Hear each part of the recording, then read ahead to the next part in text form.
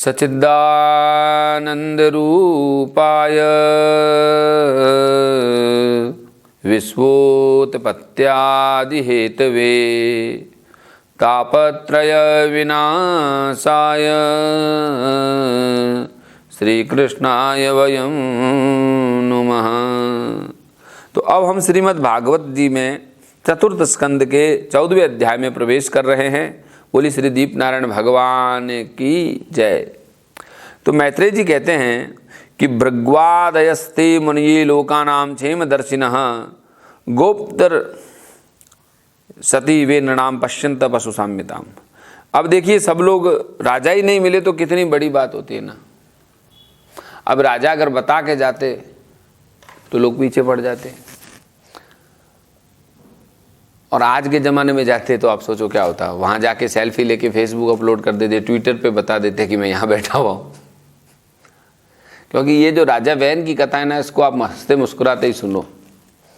इसमें बहुत लफड़ा है इस कथा में। इसमें आपको ये संतुष्टि मिलेगी कि आज आपको जो सताया जा रहा है कलयुग में, भिन्न भिन्न प्रकार के कर के द्वारा, भिन्न भिन्न प्रकार की कुव्यवस्थाओं के द्वारा, ये व्यवस्थाएं आज पहली बार नहीं हुई है, पहले भी हुई है। आपको ये संतोष मिलेगा। जैसे कि जब हम तकलीफ में होते हैं और कोई दूसरा भी तकलीफ में होता है तो मन को लगता है अच्छा हाँ ठीक है भाई, दोनों को तकलीफ है, और आदमी झेल जाता है उस बड़ी तकलीफ को। 10 लोग सुखी है, मैं अकेला ही दुखी हूँ, आदमी झेल नहीं पाता है। तो भगवान ने एक दुखी नहीं बनाए, कई दुखी बनाए।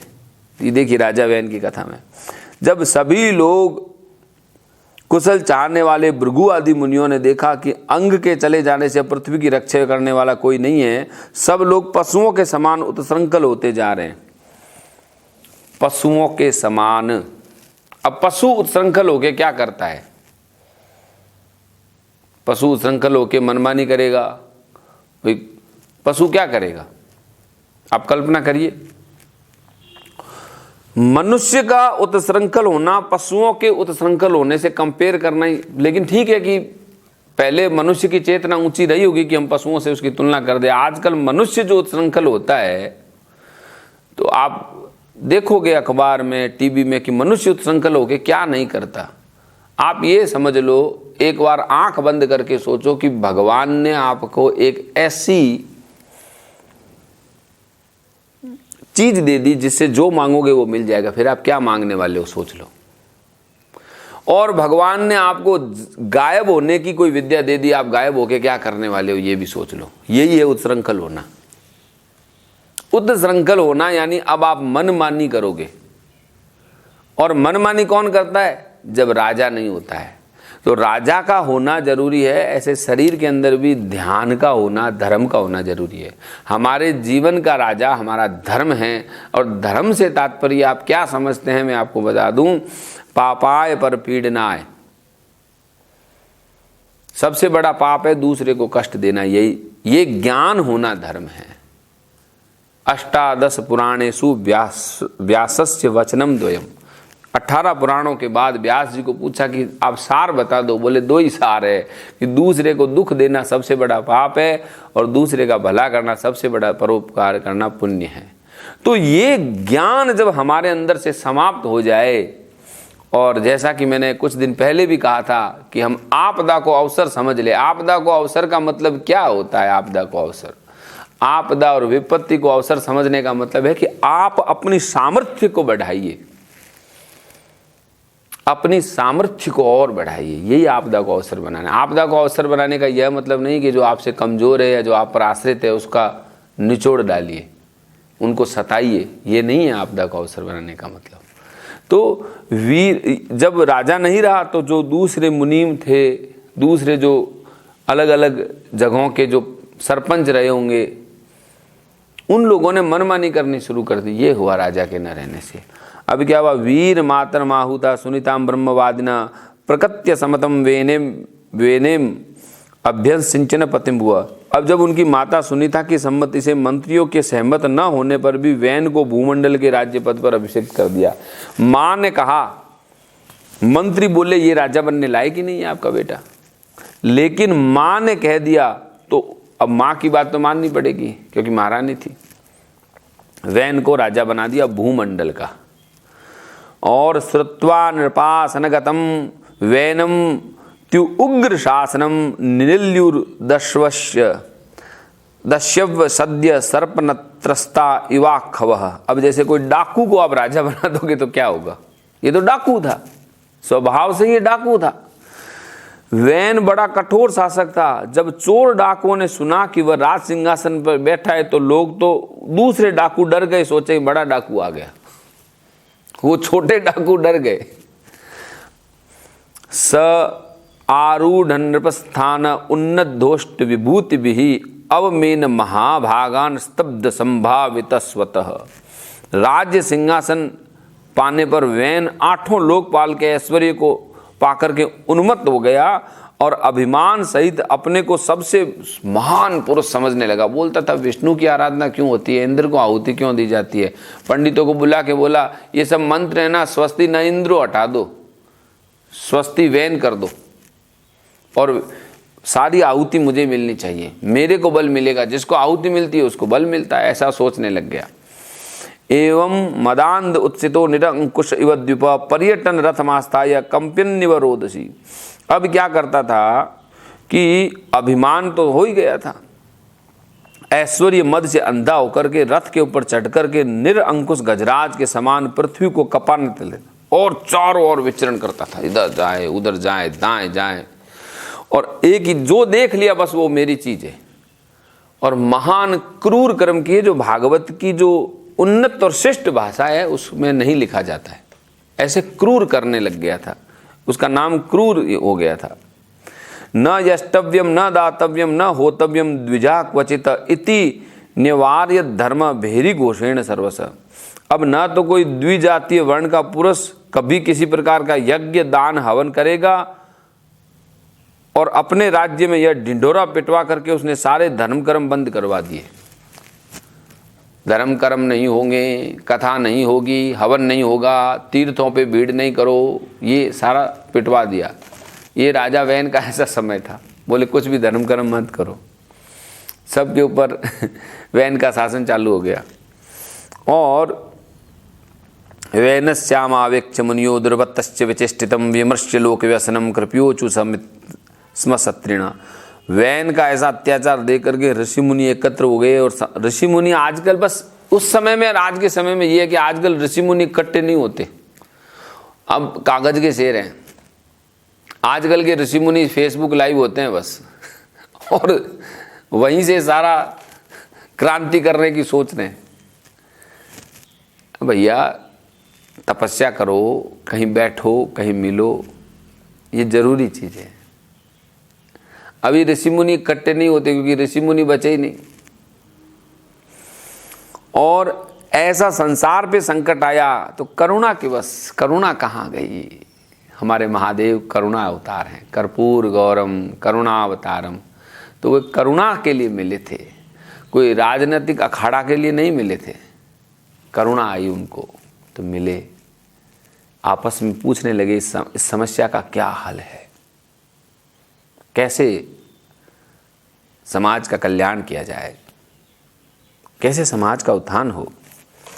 और कहने लगे अहो भयत प्राप्तम लोकस्य व्यसनम महत दारुण्य भयतो दीप्ते एवं तस्कर पालियो। अरे एक और तो जलती हुई लकड़ी के बीच में रहने वाली चींटी आदि जीव महान संकट में पड़ जाते हैं, वैसे ही इस समय सारी प्रजा एक और राजा और दूसरी ओर के चोर डाकुओं के अत्याचार से संकट में पड़ गई है। अब वैन ने चोर डाकुओं से सेटिंग कर ली होगी कि लूट के मुझे ला दो, इधर चोर सताए इधर राजा सताए, अपराधी भी सताए पुलिस भी सताए, आदमी कहाँ जाए, ऐसी व्यवस्था हो गई। अराजक भयादेश कृतो राजा तदहरण ततो प्यासिद भयम त्वद्य कथम स्यात् त्वत्स्वस्ति देहिनाम। हमने अराजकता के भय से ही अयोग्य होने पर राजा वैन को राजा बनाया था, किंतु अब उससे भी राजा प्रजा को भय हो गया है। ऐसी अवस्था में प्रजा को कैसे शांति मिलेगी। अहिरिव पय पोषक कस्यापनर्थपत वेन प्रकृत्येव खल सुनिथा गर्भ संभव सुनीता की कोख से उत्पन्न हुआ यह वैन स्वभाव से दुष्ट है। सांप को दूध पिलाने के समान इसको पालने वालों के लिए अनर्थ का कारण हो गया। यदि ये जिंदा रहेगा तो सबके लिए गड़बड़ हो जाएगी। निरूपित प्रजापाल स जिंगा सतिवे प्रजा तथा शांतवे मासुम नांस मांस तत्पातकम स्पर्शित। हमने इसे प्रजा की रक्षा करने के लिए नियुक्त किया था, वह आज उसी को नष्ट करने के लिए तुला हुआ है। इतना सब होने पर भी हमें इसे समझाना चाहिए। ऐसा करने के लिए इसके किए हुए पाप हमें स्पर्श नहीं करेंगे। यानी कि क्या बात उनको समझ में आई कि यदि कोई समाज में गलत चल रहा है और हम उसको सहन करते हैं, सही जानते हुए चुप बैठते हैं, तो हम भी उस पाप के भागीदार हैं। लेकिन यदि हम उसको चेतावनी दे देते हैं, समझाते हैं, तो हम उस वक्त पाप के भाग से बच जाते हैं। इसलिए जब द्रौपदी के साथ दुराचार का प्रयास किया गया तो जो मौन रहे, जो चुप रहे, उनको भी भगवान ने मरवा डाला, क्योंकि वे चुप रहे थे। इसी प्रकार जब भी समाज में कुछ गलत होता है, किसी निरपराध पर, किसी बेजुबान पर, किसी कमजोर के ऊपर अत्याचार होता है, और जो शक्तिशाली और जो समझदार कुछ भी नहीं करते, उनका वो कुछ भी न करना भी अपराध में संलिग्न होना होता है। ये बात आप इन ऋषियों के प्रमाण से समझ जाइए। उन ऋषियों ने ये कहा कि निरूपित प्रजापाल सजिंगा सतिवे प्रजा तथा शांतवे मासु नांस मांस तत्पातकम स्पर्शित। हमें पाप नहीं लगेगा यदि हमने उसको बता दिया तो तद्विद्भिर सद्व्रतोत्वेनोस्माभिर्पो नृपः शांतवितो यदि नो वाचम न गृह्यत्वं धर्मकृत। देखो, हमने जानबूझकर दुराचारी वैन को राजा बनाया था, किंतु यदि हम समझाने पर भी इसकी हमारी बात नहीं मानेगा तो लोक के धिक्कार से दग्ध हुए इस दुष्ट को हम अपने तेज से भस्म कर देंगे। लोकाधिकार संदग्धम दहिष्याम स्वतेजसा एव मध्यवसायिना मुनियो गुडमन्यव उपव्रज्या ब्रुवनवेनम सांत्वित्वाच सामवी। ऐसा विचार करके मुनि लोग वैन के पास गए और अपने क्रोध को छिपाकर उससे प्रिय वचन कहने लगे। जब ये गए थे ऋषि मुनि तो उन्होंने सोच लिया था कि ये अगर मानेगा नहीं तो वहीं भस्म कर देंगे इसको। ऐसा तेज ब्राह्मणों के पास होता था। ब्राह्मणों, अपने उस तेज को याद करो, और इस तेज का अधिकारी समाज का हर व्यक्ति है यदि उसमें त्याग है तो। जिसमें त्याग है वही ब्राह्मण है, जो संध्या करता है वही ब्राह्मण है, जो समाज का हित सोचता है वो ब्राह्मण है, जो सर्व जीव के प्रति दया रखता है वही ब्राह्मण है। और उस तेज के बिना यह समाज अनाथ है, उस तेज के बिना यह समाज अपंग है। उस तेज की समाज को सदैव आवश्यकता रहेगी, और वो अपने स्वार्थ के लिए किसी को भस्म नहीं करते, अपने स्वार्थ के लिए किसी का बुरा नहीं करते। ये मैं कोई जातियों में समाज को बांटने की कथा नहीं सुना रहा हूं। समाज को एक करने की जिम्मेवारी सबसे ऊंचे वर्ण को दी गई। उसको त्याग, तपस्या और धर्म के द्वारा ही केवल समाज को एक रखा जा सकता है। मुनियों ने कहा, नृपवर्य निबोधेत त्यजते विज्ञापयाम वो आयु श्री बल कीर्तिनाम तब तात विवर्धनम। हम आपसे जो बात कह रहे हैं ना उस पर ध्यान दीजिए, इससे आपकी आयु श्री बल और कीर्ति की वृद्धि होगी। मुनियों ने जाकर के उनसे कहा कि हम जो आपसे कह रहे हैं इसको आप सुनिए, और इसको आप सुनेंगे तो इससे आपका बल, आपकी आयु, आपकी कीर्ति, आपकी श्री, इसमें वृद्धि होगी।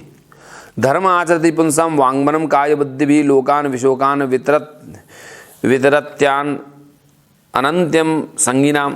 देखिए, यदि मनुष्य मन, वाणी और शरीर बुद्धि से धर्म का आचरण करे तो उसे स्वर्ग आदि शोक रहित लोक मिलते हैं, और निष्काम भाव हो तब तो वही धर्म उसे मोक्ष भी दे देता है। नृपतिरेश्वर यादव रोहति, ऐश्वर्याद वरोहति। यदि आप निष्काम हो जाएंगे, यस्मिन विनिष्टि सतेवा विनिषेध वीर प्रजानाम क्षेम लक्षण। आप थोड़ा निष्काम बन जाएंगे तो इससे बढ़िया कुछ हो ही नहीं सकता। और राजा यदि निष्काम नहीं है तो वो राजा है ही नहीं।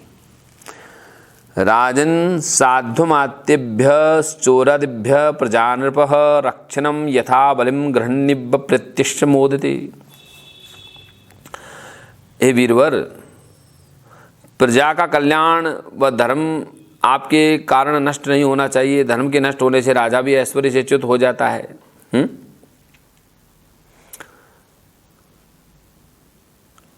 सते यद विनिश्वदीर प्रजानाम क्षेम लक्षण यस्मिन् विष्टे नृपति ऐश्वर्या वरोहति। राजनम साध्व मात्यभ्यश्चोरादिभ्य प्रजा नृप रक्षणम यथा बलि गृहण्यत्य प्रेत्य समोदते। और जो राजा दुष्ट मंत्री चोर आदि से अपनी प्रजा की रक्षा करके न्याय अनुकूल कर देता है वह लोक और परलोक दोनों जगह सुख पाता है। यस्य राष्ट्रे पुरे चैव भगवान यज्ञ पुरुष युज्यते स्वेन धर्मेण जने वर्णाश्रमान्विते। जिसके राज्य अथवा नगर में वर्ण आश्रम धर्म का पालन करने वाले पुरुष स्वधर्म पालन के द्वारा भगवान यज्ञ पुरुष की आराधना करते हैं, महाभाग अपनी आज्ञा का पालन करने वाले, तस्य राजो महाभाग भगवान भूत भावना परितुष्यत विश्वात्मा तिष्ठतो निज शासने। ऐसे आज्ञा का पालन करने वाले उस राजा से भगवान भी प्रसन्न रहते हैं, क्योंकि वही सारे विश्व की आत्मा तथा संपूर्ण भूतों के रक्षक है। तस्मिन् स्तुष्टे किम प्राप्यम जगताम ईश्वरेश्वरे लोकानाम सपाला हौ तस्मै हरन्ति बलमाद्रता। भगवान ब्रह्मा आदि जगदीश्वरों के भी ईश्वर है, उनसे प्रसन्न होने पर कोई भी वस्तु दुर्लभ नहीं है।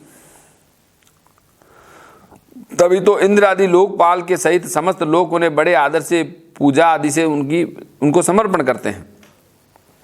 तम सर्वलोकामर यज्ञ संग्रहम त्रयीमयं द्रव्यमयं तपोमयं यज्ञैर्विचित्रैर्यजतो भवायते राजन् स्वदेशान् नुरोद्धुमर्हसि। देखिए कितने प्यार से समझा रहे हैं ब्राह्मण लोग। कह रहे हैं कि राजन, भगवान श्री हरि समस्त लोक दिक्पाल इंद्र आदि के भी राजा हैं और तप स्वरूप हैं, इसलिए आपके जो देशवासी आपकी उन्नति के लिए अनेक प्रकार से भगवान का यज्ञ करते हैं।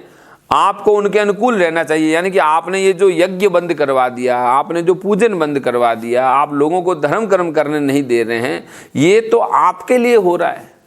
यदि आपकी प्रजा यज्ञ करेगी, यदि आपकी प्रजा दान करेगी तो उसका फल भी महाराज आपको मिलेगा। ऐसे बहुत प्रेम से वे लोगों को समझाने लगे। यज्ञेन युष्म दुष्ये द्विजातिभिः वितायमानेन सुरा कले कला हरेः स्विष्टा स्तुष्टा प्रदिशन्ति वांछितं तद्धेलनं नारहसि वीर चेष्टितुम्। जब आपके राज्य में ब्राह्मण लोग यज्ञों का अनुष्ठान करेंगे तब उनकी पूजा से भगवान प्रसन्न होकर के अंश स्वरूप देवता आपको मनचाहा फल देंगे। आपको यज्ञ धर्म अनुष्ठान बंद करके देवताओं का तिरस्कार नहीं करना चाहिए किसी भी कीमत पर। भगवान श्री कृष्ण ने भी श्रीमद् भगवद गीता के 18वें अध्याय में ये कहा कि भाई देखो, हवन का, यज्ञ का और हवन दान और तपस्या, इसको तो बंद नहीं करना चाहिए। यदि आपको आत्मबोध हो जाए, आप एनलाइटेंड भी हो गए, आप ऊंचे से ऊंचे तपस्वी पद पे भी बैठ गए, लेकिन आपको देवताओं की जो पूजा है उसको विधि विधान से ही करना चाहिए। ये विधि विधान इतना आवश्यक है। अब आदमी को हर चीज़ रेडीमेड फटाफट इमीडिएट चाहिए, तो ये जो इमीडिएट रेडीमेड फटाफट आप जो पूजा पाठ और कर्म कांड को जो मिटा देना, इस धर्म को मिटा देने की का पहला कदम है। यदि आप कर्म कांड को, हवन को, यज्ञ को, दान को, तपस्या को मिटा देते हैं समाज से, अपने जीवन से, तो आप धर्म के पूर्ण फल को कभी भी प्राप्त नहीं कर सकते। कुछ लोग बोलते हैं हम तो स्पिरिचुअल है, रिलीजियस नहीं है। तो ये जो स्पिरिचुअल और रिलीजियस के जो भ्रांति चल रही है ना, ये क्रांति नहीं है, भ्रांति है। तो इस भ्रांति से बचिए और वास्तव में जो वेद विहित धर्म है, वेदों में जिस धर्म को हमारे लिए, जिस आचरण को करने के लिए कहा गया, उसका कभी भी त्याग नहीं करना चाहिए, वरना हम भी वैन हो जाएंगे। सुबह शाम घरों में घंटी बजती है, आरती होती है, पंच हंतकार, पंच जीवों के लिए जो प्रसाद बनता है, अतिथि के लिए सत्कार होता है, अगर वो नष्ट हो गया तो आप धर्म की और मोक्ष की और ज्ञान की बात भूल जाइए, वो नहीं हो सकता। तो राजा वैन जो उत्तर देंगे वो हम आपको इस अध्याय के दूसरे सत्र की कथा में आपको बताएंगे। तब तक के लिए जय श्री कृष्ण।